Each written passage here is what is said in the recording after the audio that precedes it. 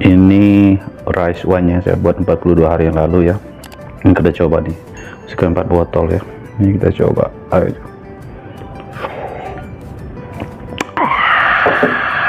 Mantap. Ini cara sederhana aja ya, untuk memisahkan antara ampas beras ketannya ini dengan airnya, dengan cara disaring begini. Biasa aja seperti ini dalam botol. Ini saya pinjam botolnya Pater Paul.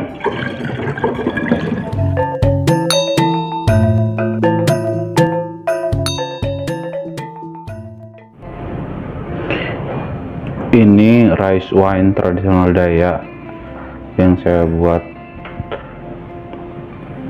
42 hari yang lalu ya. Ini tanggal saya buat ini tanggal 25 Oktober. Hari ini sudah tanggal 12 Desember, jadi ini sudah 42 hari. Ini akan saya saring dan saya peras ya. Ini kita buka tuh, nampaknya gini. Ini airnya udah banyak banget nih. Nah ya, ini akan saya saring dulu. Nah, ini rice wine Dayak yang akan saya saring di sebelah ini menggunakan saringan biasa ya. Ini kita saring tanpa airnya ya. Ini pakai ini cara sederhana aja ya, untuk memisahkan antara ampas beras ketannya ini dengan airnya, dengan cara disaring begini.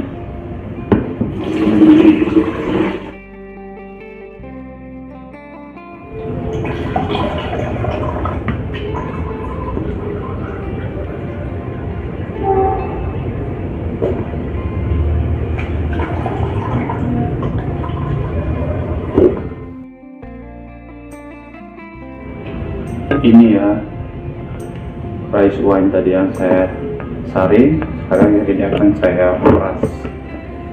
Ini kan ada ampasnya ini kayak gini. Bagian ini ya, ini bagian ini air itu kan sudah saya saring. Nah, ini ampasnya kita peras begini biar terpisah antara air rice wine nya dengan ampas nasinya ini.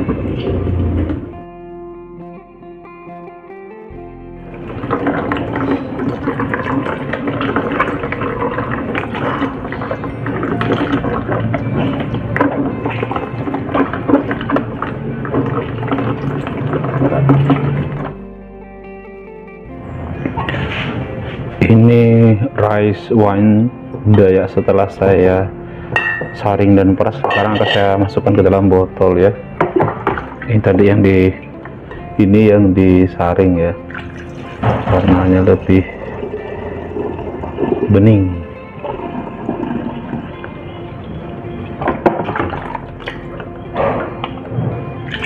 Masukkan biasa aja seperti ini dalam botol.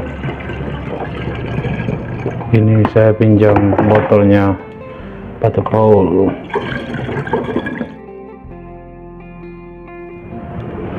Setelah difermentasi selama 42 hari, waktu itu saya menggunakan 3 kilo beras ketan dan 4 buah ragi tuak, menghasilkan 4 botol rice wine ya. Ini kita akan coba rasanya seperti apa. Ini warna putih kayak gini ya.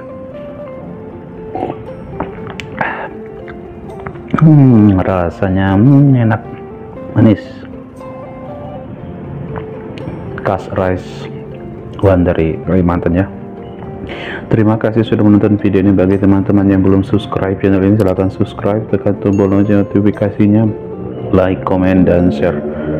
Sekali lagi terima kasih sudah menonton video ini. Sampai bertemu pada video-video berikutnya rice wine khas Dayak.